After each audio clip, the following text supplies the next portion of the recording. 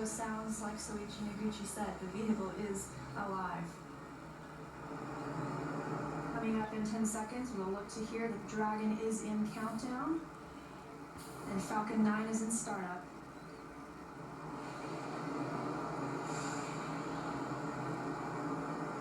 Dragon speed countdown. Update the farm. Falcon 9 is in startup and is now controlled. 50 seconds now until liftoff. That FTS you heard is flight termination. SpaceX is resilient. Time to go. Go for launch, and at 37 seconds, the International Space Station flying over Kennedy Space Center. Crew Dragon poised to go catch it.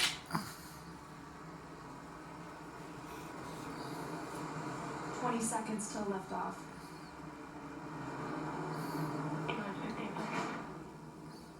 Falcon 9 is configured for flight. 10, 9, 8, 7, 6, 5, 4, 3, 2, 1.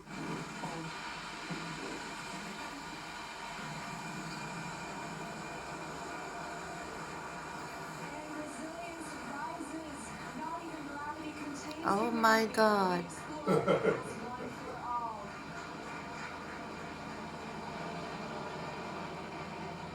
What was that? That rocket. That's the word we want to hear. Stage 1 propulsion is nominal.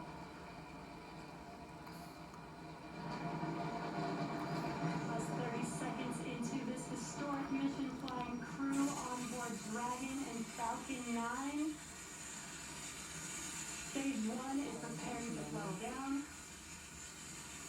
This is in preparation for max Q, which is maximum aerodynamic pressure. There's that call up for throttle down.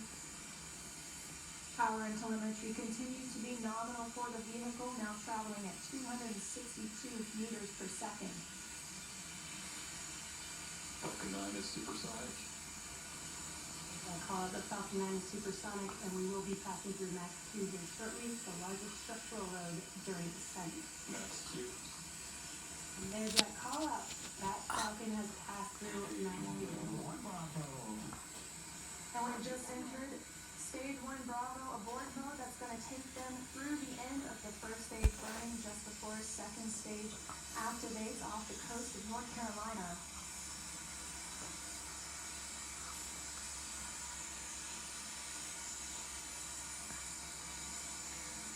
We test 1 minute and 40 seconds into flight. Dragon and Falcon 9 traveling 709 meters per second. That call that ends that show is underway in Northern Rocky Engine. Well, with the call out of NVAC, we're chilling, similar to what we saw in the first stage Merlin engine. Incredible images there as Falcon 9 rocket is propelling the Crew Dragon capsule to the ISS. You have been listening to the official NASA feed and also bits of mission control. David Curley, you are at the launch site at Cape Canaveral. I can imagine no matter how many times you witness a launch, especially a night launch, it is always exciting. This never gets old. It never gets old, Chris. I'm telling you what a fantastic launch. You know, we saw it go off at 0, and we could watch it for 17 seconds before we started to hear it. And then at about 30 seconds, I could feel my pants and my shirt just vibrating. Adele? It just No, rips not yet. apart the air as those 9 Merlin engines just take it up. There you go. We've had Miko and we've had separation. There this goes is the second separation. stage, which is now firing up. And that's going to take them into the orbit they need to be at before they start to head to Next the stage space is station. fired off. And pretty soon, SpaceX and NASA will flip these pictures, and we're going to watch. There you can see right there on the left side of your screen. That is the first stage. There are 4 grid fins. It is starting to come back down to Earth. There'll be a sonic boom, and it's going to land.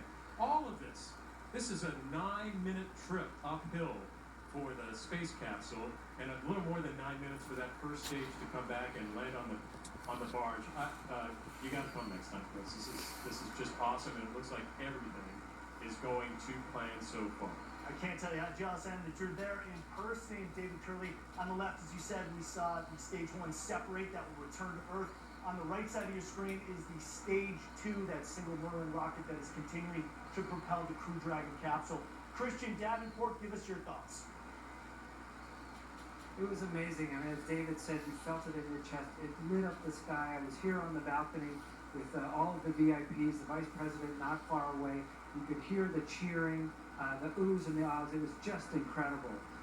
And now we're seeing, not just that second stage engine glowing, just, beautifully bright red, but we'll see soon that first stage coming back. Now, the recovery of that first stage is sort of a bonus to be able to reuse the stages. But in this case, recovering this first stage is particularly important, Chris, because they want to reuse this first stage, the Crew 1 first stage, in the Crew 2 mission, the next mission of crews in March. So that's what's one of the big milestones that's going to be coming up next. And so far, everything is looking really good. It is just tearing a hole through the sky, Chris. Just awesome. Unbelievable velocity. There's you can see from the meter on your screen. It will eventually get all the way up to 17,500 miles per hour. Garrett Reisman, I'd like to bring you in as a member of the SpaceX family. This has got to fill you with an awful lot of pride seeing the successful launch. Awful lot of pride, but I'll be honest with you, also, I'm a bundle of nerves watching this. I think if you really understand how difficult this is and the physics involved, when there's people sitting on top of there, especially people that it changes the emotions of it tremendously. And, we passed through a lot of the big hurdles, maximum aerodynamic pressure, we had successful staging, lighting of the second stage, but until SECO, until the end of the second engine cutoff, and we're inserted into a good, stable orbit, my heart's still going to be in my throat all the way up to the end. Well, Garrett, talk a little bit more about that. Give us some technical aspects of what we're looking on our screen right now, the Stage 2 engine. So the Stage 2 engine is burning, and it's burning that bright, so that's how it rejects the heat. It doesn't have a cooling system in the nozzle itself like we have in the first stage. It does it just by glowing so red hot. And it's pushing really hard. They're going to get up to 4.5 Gs as they get towards the end of the second stage, which is about the same as you felt on Soyuz or Apollo, but considerably more than we felt on the space shuttle, which was limited to no more than 3 Gs. So they're going to feel this really good as they approach the end, and then suddenly at the second engine cutoff, if everything goes well, the engine will shut off instantaneously, and they'll feel like they'll be propelled forward in their seats. But they're not. They're just no longer being held down in their seat, and they're going to be up in 0 G. Leland, let's bring you in for your insight. At this point in the launch experience, how does that feel? You've now jettisoned that first stage engine. I know that you were in the space shuttle. How would that be different from this crew inside the Crew Dragon capsule? Yeah, I mean, when we jettisoned the solid rocket boosters, the ride got a lot smoother. There was a lot of motion. 7 minutes into the flight, but at that 2.5-minute mark, 15,000 some odd miles an hour. Smoother, and then we went to a throttling point where we throttled down to 3 Gs because you can't exceed 3 Gs or the structure will come apart. Yeah. And so we went through that. And then, I'm thinking right now about the resilience is going to space. And we've gone through these pandemics and all these things. And these guys are an example of what humanity looks like. So they're already on the space? And that's what Yeah, they're out in space right now.